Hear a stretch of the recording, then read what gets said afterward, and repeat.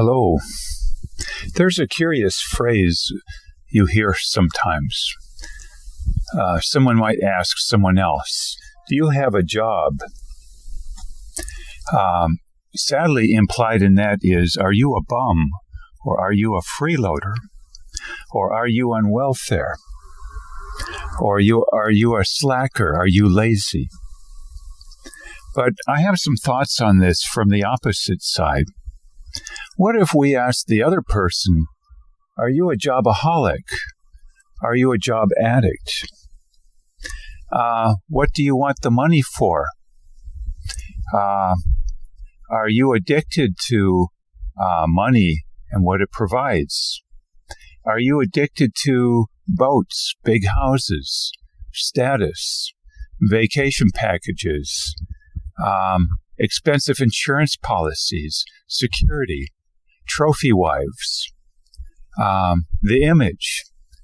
And are you a sexaholic and you spend your money on that? So just because someone, quote, has a job, I suppose I would ask next, why do they have that job? What are they using the money for and why? I think, too, what do we even call a job these days? Is a job if you're an automaton, a robot? If you're only an assembly line worker, so to speak, only maybe you have a PhD or MD degree or master's degree from a college, and you call that a job, and yet you're simply following a lot of instructions? And maybe you have malpractice insurance or other insurance, too, to cover lawsuits concerning that job that maybe you're not very even good at. So is that a job really in and of itself? If you're simply an assembly line worker with a PhD. Indeed, compared to 100 or so years ago and earlier, most people had their own self-employment situation back then. So they would look today with horror and say, if you're working for a corporation or a fast food place, that's not a job in my opinion. I don't know what you would call it, but they would say that's not a job.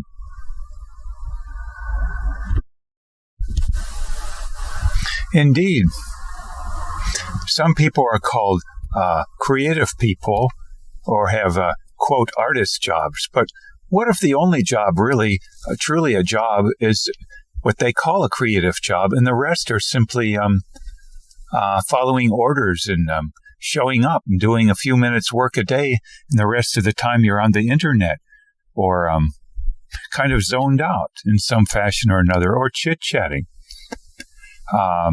Even as a salesman, say, Brian Tracy once said the average salesman only sells 90 minutes a day. So, is that a job? And, too, what about the moral aspect? Some say many jobs injure others, are white-collar criminal jobs, if you will. Or else say if you're, quote, working class or other, maybe you're making widgets that are then marketed to people who don't want it, can't afford it, and basically are just forced to buy the product by constant marketing and pressure and stigmas if you don't have the product in general. So is that an honorable job and thus a job at all? Some would say, for instance, that some salesmen or more don't have an honorable job because of this.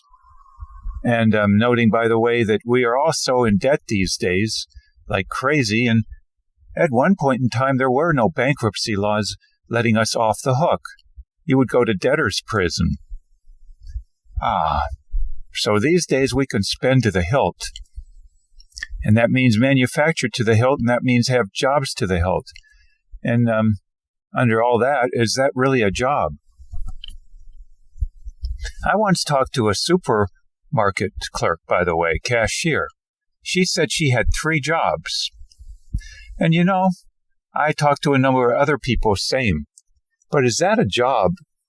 sought for, quote, honorable purposes or whatever, or valorous purposes, or is it perhaps a combination of wanting escape from their thoughts, and that's a great way of distracting themselves, or secondly, is it also just a way of conforming, like some people say who get married but didn't want to, and same with having children.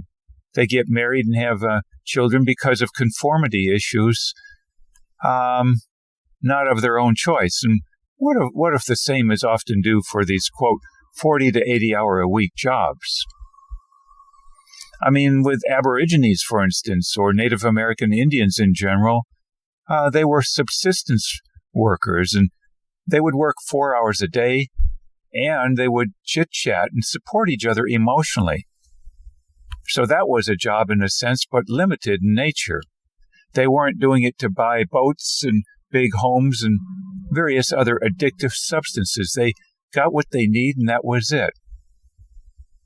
That maybe was a true job. Others are maybe pseudo jobs, Pseudo. And what about issues of claiming, well, I need a job that pays a lot of money for my housing? But maybe that's typically in urban areas. You can live much more inexpensively in rural areas for a couple of reasons, I think. First, the vagrancy laws are much less stringently enforced, and secondly, things can get much more dilapidated and no one cares, especially if everyone else has the same model of whatever, basically, not freshly painted and manicured, and lawns pristine and so on, sprayed and washed daily.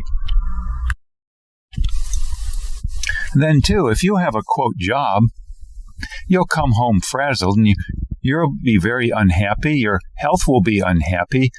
You may get Alzheimer's down the line or Lou Gehrig's disease from the stress put upon your system. What about your children? It would be claimed, well, I don't have time for the children because I have to have a job. But why? The kids may hate you later on and not want to help you at all in your old age. What good is that then? I guess that job pays for old age health insurance in a fantastic Hilton nursing home, so to speak, in lieu of having invested in the children with much less than a, quote, job, per se. You know, for instance, there are lawyer jokes, and there are some banker jokes, and there are used car salesman jokes. But what do you call a used car salesman as per having a job then, if he is, quote unquote, shady a bit or more, and he works, quote, 80 hours a week at that job? Is that really a job then, or a pseudo job, or just what?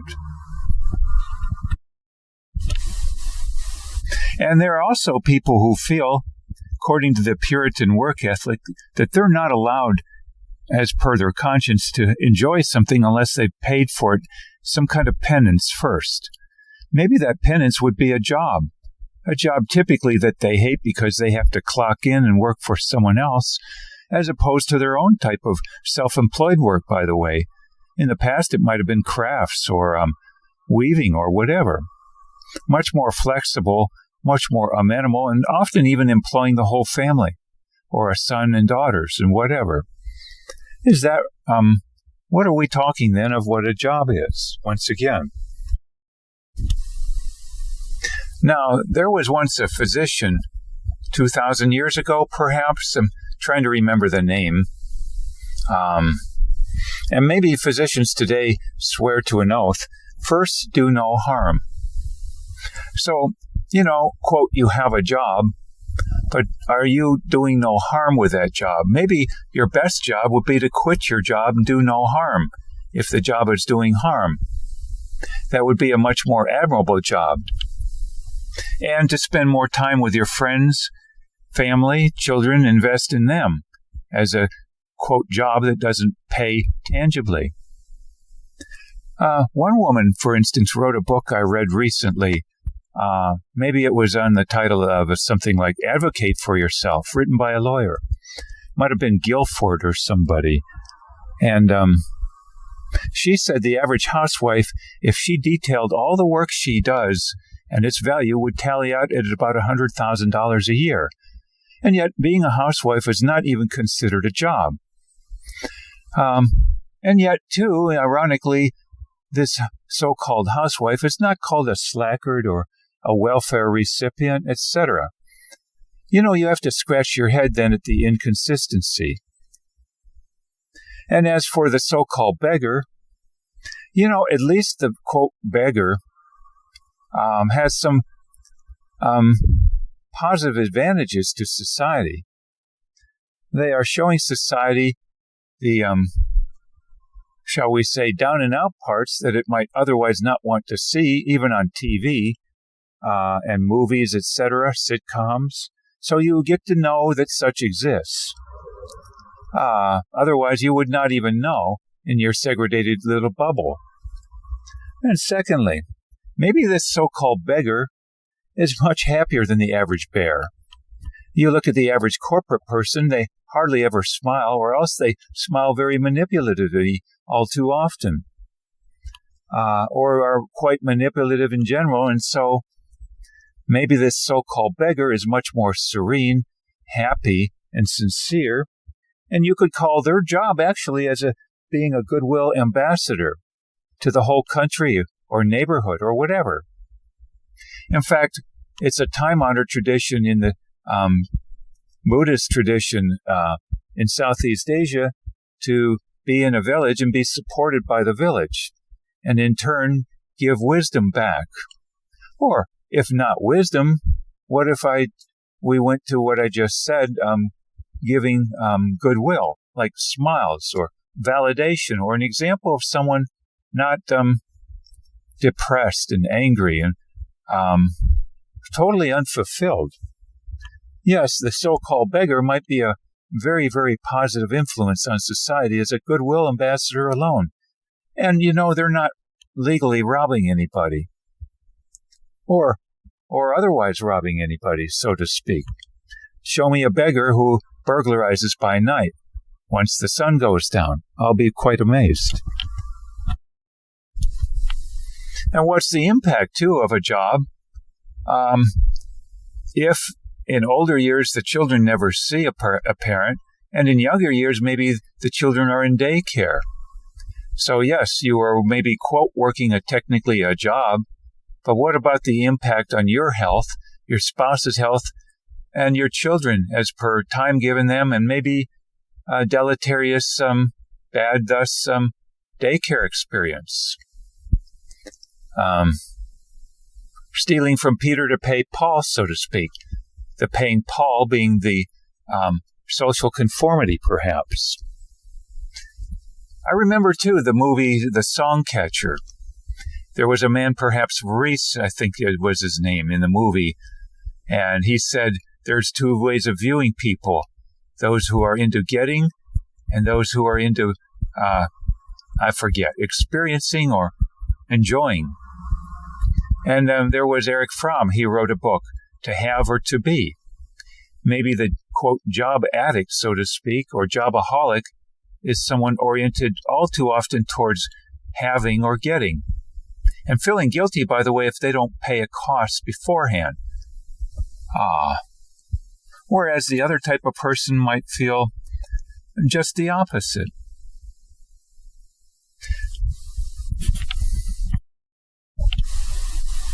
Indeed, though, some would say, well, I have to have a job for a house, and a significant one at that, not a cracker box going for $50,000 in a tiny town, they might say. But then you have to wonder, working 40 to 80 to 100 hours a week, with student loan debt perhaps too, all the stress, you come home, is that a house really a house? Or is it sleeping quarters? Is it really a very expensive storage shed, too, for your TV set? And your designer bathroom? What good then is a house if you basically just sleep in it and use the facilities, so to speak, lined in marble? Some would say an outhouse did just fine for many, many years in the past. Now we want the outhouse to have marble floors, and we work many more hours a week to get it. Does that even make sense to us? I know, too, there's a 5-minute video on YouTube by George Carlin on the definition of a house. And he said something along the lines of a house being something you put your stuff in while you shop for more stuff. And, basically the whole house bit being that you have to have, quote, a job to get the house. So it gets in a round and round situation. So maybe, to recap, so many of us want a, quote, job that isn't even a valid job for distractive purposes or to conform. But there's a lot of blowback down the line, I believe. So these are my thoughts then on the so-called job business. Maybe a few or more people are getting a clue and, quitting their, quote, job and getting a life. Or getting a real job, like something involving working for themselves as an quote-unquote entrepreneur, only back 100 years ago, they didn't call it being an entrepreneur. They just called it being a tradesman or craftsman who worked for themselves. My thoughts once again. A lot of moving parts to this whole topic. I try to pull together what I can now and offer it up for food for thought. I wish you well. Oh, and one last thought. I was listening to something about Ralph Waldo Emerson, the philosopher, writer, and so on, back, 150 years ago? Transcendentalist, I believe. And one thing caught my note, amongst others, and that is, he said, we have to be willing and able to tolerate being misunderstood if we're to be happiest in life. So, this might apply, too, to this whole business of conformity as respect to, quote, do you have a job?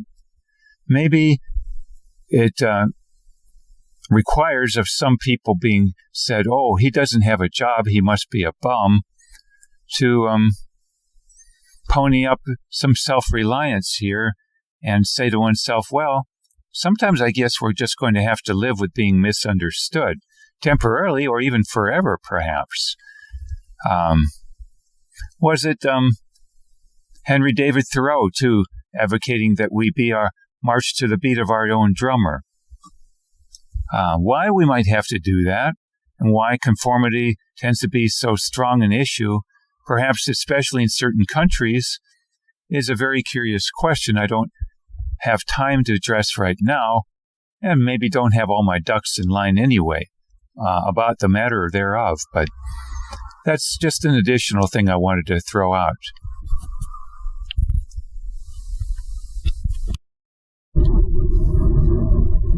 Oh, and yet another add-on thought here.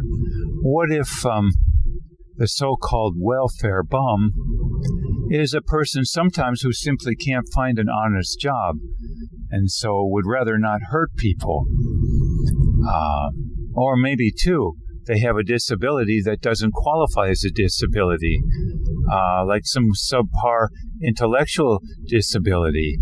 Or maybe they look, quote-unquote, ugly and no one likes them being around, and they don't get compensation thus either.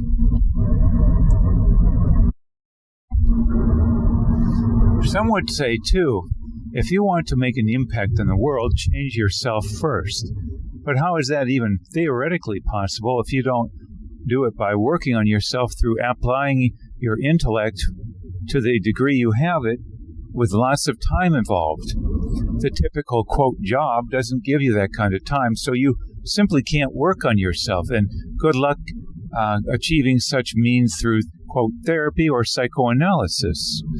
And so you can't really work on yourself and attain anything character-wise appreciably significant if you have a, quote, job.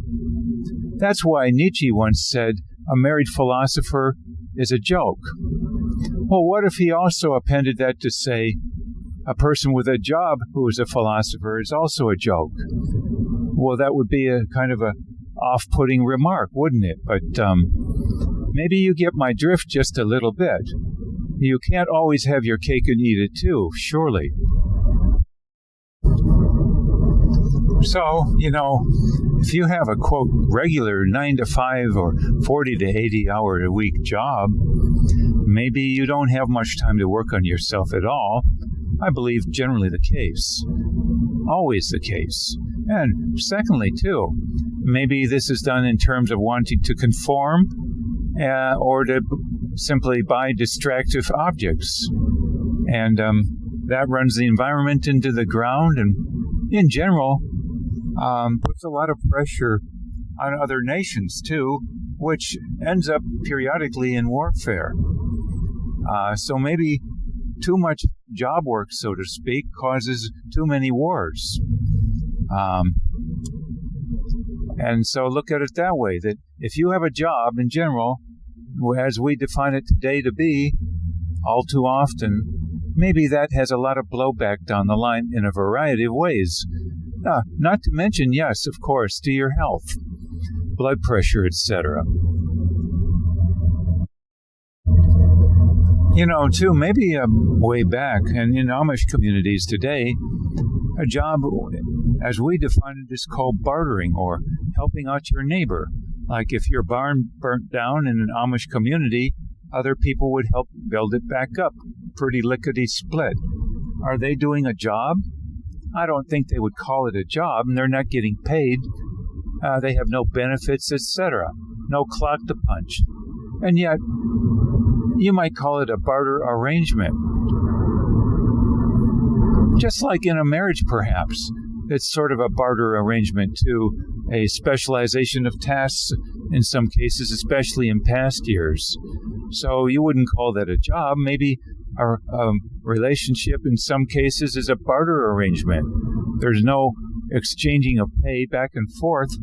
Two people doing jobs for each other, one say cooking, one say doing this or that, who knows? And yet it works all too often as an optimal means of living. But neither would say they're doing a job for the other and want pay per hour. So maybe the best jobs aren't called jobs. They're called something else. They're called subsistence jobs. They're called bartering. They're called craftsman jobs, tradesman jobs. They're called raising your kid jobs, investing in yourself jobs. And maybe part of investing in yourself is being highly observant of everything around you, and that in turn requires a whole lot of time that isn't pressured time, rush time. It's flexible time. And so I had a friend once from Appalachia in Kentucky, and he said he learned so much as a child raised by his grandparents in an unpressured fashion, watching animals, learning about people through the behaviors of animals. Would that have been possible if he had a quote-unquote job? I mean one where you clock in, clock out, and you're pressured, and you're working for people often you don't like. Maybe the value system you don't like either. Fat chance then learning through observation. Observation cannot happen without time and not being pressured and not being in a state where one's unhappy or fearful. So, yes, maybe the people with, quote, jobs, the so-called welfare bums, are the goodwill ambassadors to our country and world. Maybe they're the leavening, the yeast to the bread to the society. Maybe they're the true artists. Maybe they're the philosophers. They're the ones who have time to observe, to ponder, to chat, to uplift, to not be bummed out, to have a smile, to have fortitude, to be an example, to love. Maybe they have the truest job of all, only it isn't in a manual as a job. In part because it isn't quantifiable, and second, there's no paycheck. And third, you're not clocking in and out. And fourth, you don't have a boss you hate. I guess that doesn't qualify as a job. It's a calling. And too, those who, quote, don't collect, quote, welfare in the technical sense, maybe they don't collect welfare, maybe they don't beg, so to speak, because they don't need to. Maybe they simply seize what they want. They take it, they grab it by force, or by hook and crook, or legally. Maybe they are white-collar burglars. And so they have no need of, quote, signing up for welfare, as we call it, or, quote, begging outside of a supermarket store or wherever. A person who seizes what they want, takes it by force, often legally even. What need would they need for getting a stigma against them as a so-called beggar? They simply grab it. Those are my thoughts then at present.